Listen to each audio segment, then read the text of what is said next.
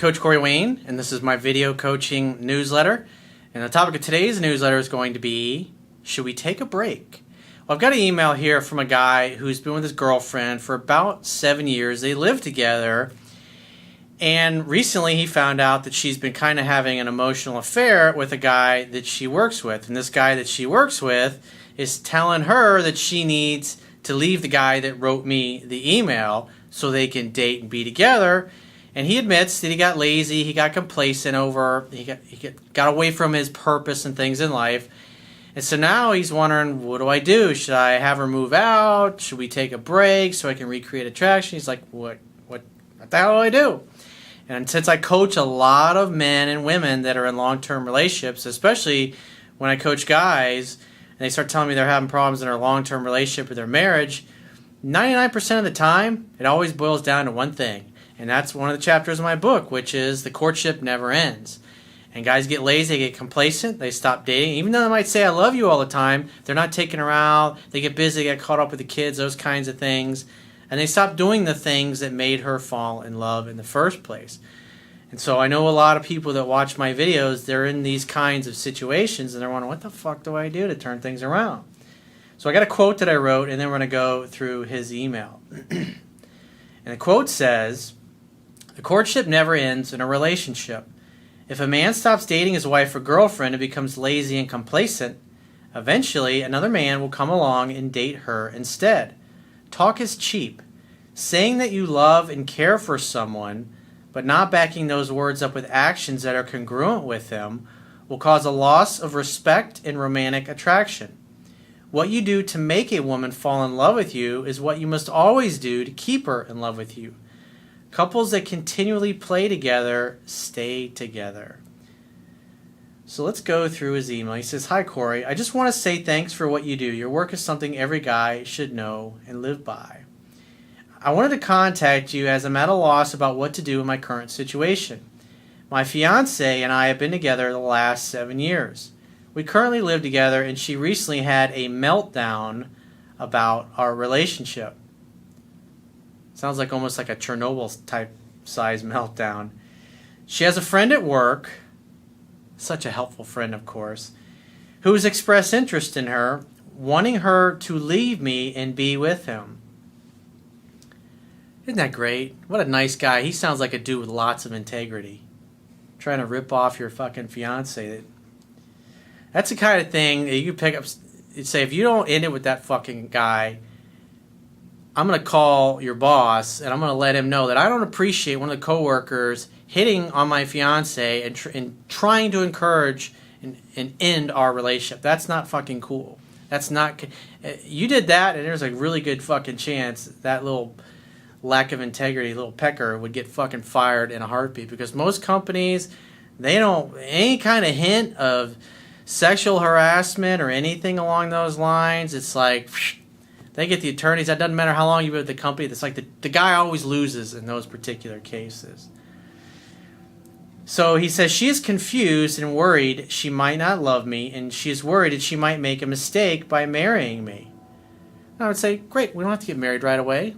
Let's just work on us in our relationship and getting back to doing the little things that we used to do for each other, because I've gotten complacent and you've gotten complacent. Obviously, there's things that she's no longer doing as well. I mean, because at the end of the day, it takes two people who want to be together. Both people have to make the effort. And because most of the people, when they first come to my website or my videos or my book, they're trying to fix something that's going sideways. And a lot of times, it's whether it's a man or a woman, the person's coming to my website, they're the one that's usually putting more effort into keeping things going when the other person has already kind of got one foot out the door, so to speak. So he says, however, she also is worried about leaving me might be a mistake as well. She is attracted to him because he is driven and pursues her, but he is also much younger, and I feel only after her for sex. I would say, honey, I love you, but this is inappropriate. I don't appreciate the fact that one of your coworkers is trying to ruin our relationship. So you need to tell him that he needs to back the fuck off, because if he doesn't, I'm going to call the boss there his boss, and let him know that I don't appreciate my fiance coming to work every day and have some guy trying to ruin our relationship, because that's not fucking cool. So you either tell this guy to cut the shit out, or I'm going to call the boss, and the boss will take care of it permanently. He'll no longer be working there. I was devastated to hear this, but I know this is my fault. I get too comfortable and complacent, or I got too comfortable and complacent. I stopped pursuing her. Well, it's not about pursuing her. It's about courting her and dating her and make her feel loved and more special than anybody else in your life. And I lost my drive and my passion for her, as well as my goals. Well, no matter what's going on in a man's life, and I put a big focus on this in my book, you got to focus on your mission, your purpose, and doing what you were put in this earth to do. No matter whether you're single or in a relationship, your purpose first and foremost.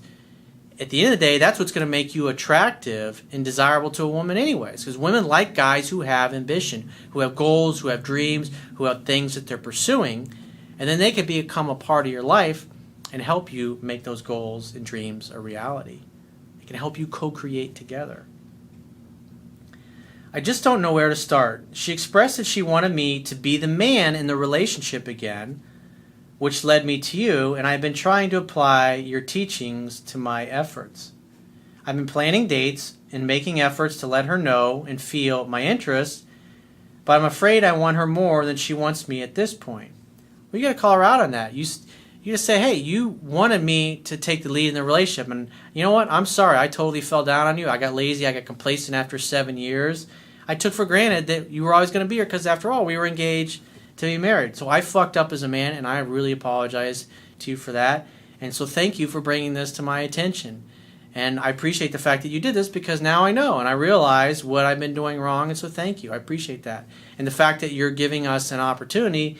But this other fucking cocksucker that you work with, you need to let him know that he needs to back his fucking shit up. Because if he doesn't back his shit up and lay off, I will do something about it, because that's not fucking cool.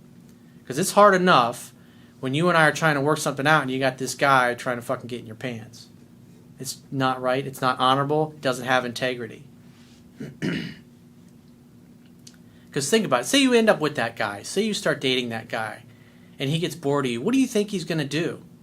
Do you think he's going to communicate and work things out with you? No, he's going to be trying to fuck the secretary at work. Because that's the type of low-life fucking pond scum that he is. That's the type of guy he is. He says, I just want to know if we should take a break, as living together complicates the situation not even more. Hell no. You keep living together. You work it out. You're making dates. What is a date?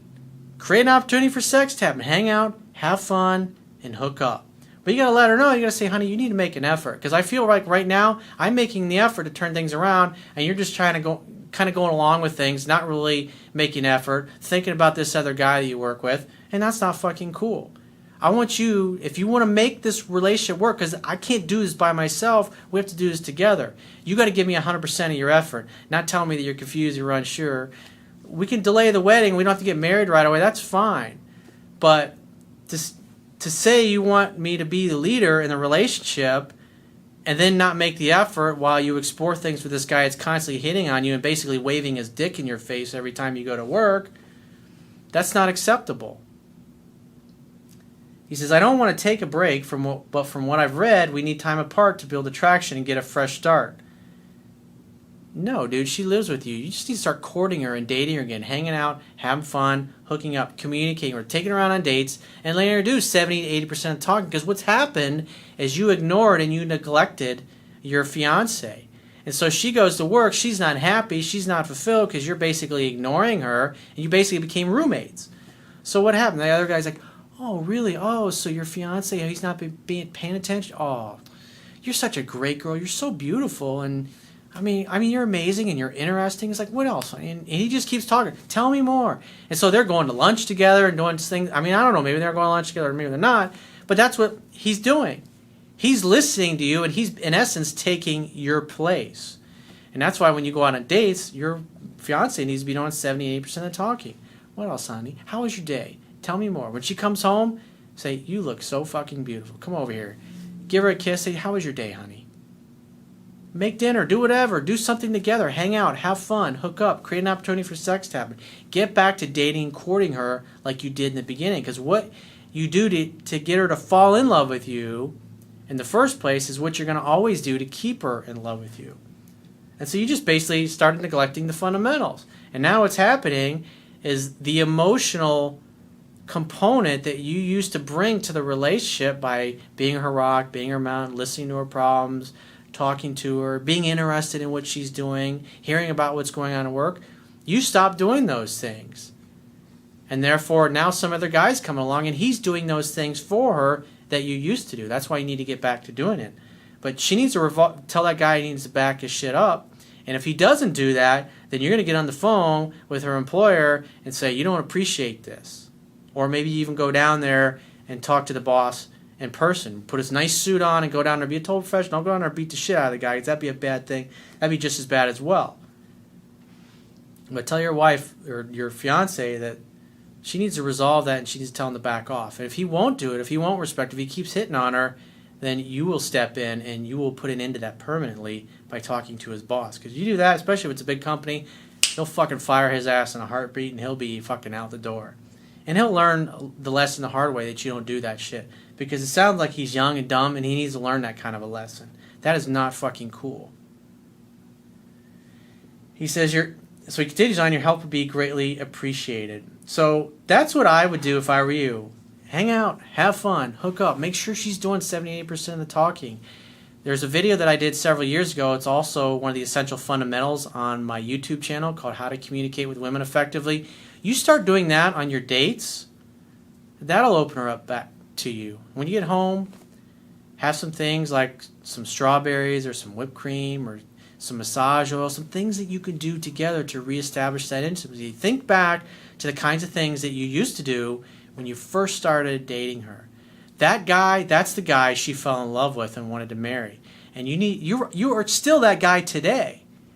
But you need to get back and get refocused on being that guy. And you also need to get focused on your mission, your purpose, your goals, and your dreams. Because you're lacking that as well. And by doing that, you're going to make yourself more attracted to her. And on top of that, by communicating with her and dating her and courting her properly, you're going to reestablish that emotional bond. And at the end of the day, you got 7 years with her. This guy, I mean, a few weeks, few months that she's been chatting with him. So it should be pretty easy to bounce that little fucker right out of her life to the point where, because especially if she starts falling in love with you again and the intimacy comes back and you're hanging out having fun and hooking up again, and this little pecker just keeps waving his dick in her face, then she might be the one that goes to the boss and say, hey, I started talking to this guy initially and things were going that well in my relationship, but now he won't stop. He won't leave me alone. He'll sit his ass down with human resources, and whew, especially if they give any kind of hint that you're being harassed by this dude. That's how I would handle it if I were you. So if you'd like to get my help personally, the quickest way is to book a paid phone, Skype, or email coaching session. You can choose any of those options by going to my website, clicking the products tab at the top of your screen, and follow whichever option works best for you. And I will talk to you soon.